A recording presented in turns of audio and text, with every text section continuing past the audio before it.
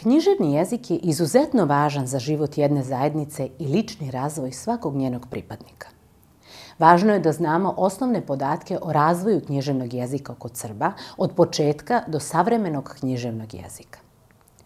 Od dolaska Ćirila i Metodija pa sve do danas, srpski književni jezik se razvijao i menjao.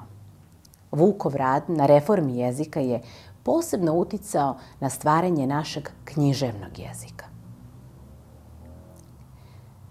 Jezici koji imaju isto poreklo čine jednu jezičku porodicu.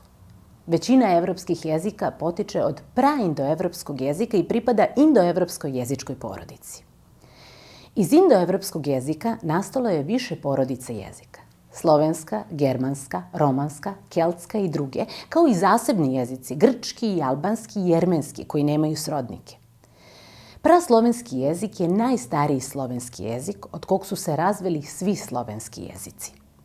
Sloveni su se iz prapostojbine raselili na 3 strane, a praslovenski jezik se raslojio i nastale su 3 grupe slovenskih jezika. Istočnoslovenska, zapadnoslovenska i južnoslovenska grupa. Srpski jezik pripada južnoslovenskoj grupi jezika. Grupi južnoslovenskih jezika pripada i jedini književni jezik svih starih Slovena, staroslovenski jezik. Godina 863. se označava kao početak slovenske pismenosti i misije braće Ćirila i Metodija.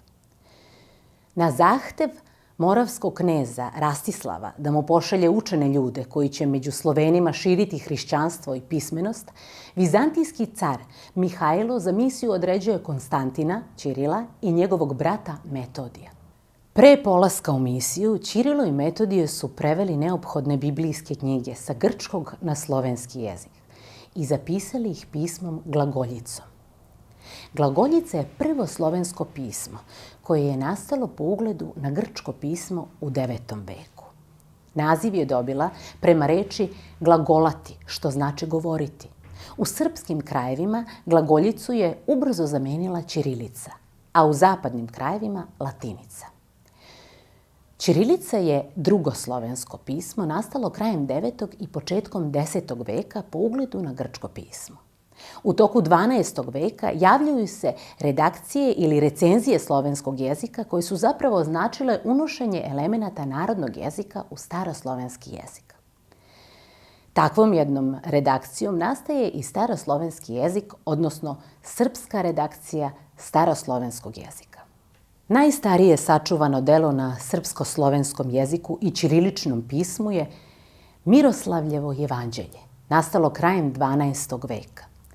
Tokom velike sobe Srba 1690. jedan deo srpskog naroda i sveštenstva zbog ratovanja na strani Austrije, a protiv Turaka, izbegao je na sever preko Save i Dunava u Ugarsku. U 18. veku na molbu srpskog patrijarha među Srbe u Ugarskoj stižu ruski učitelji i otvaraju škole.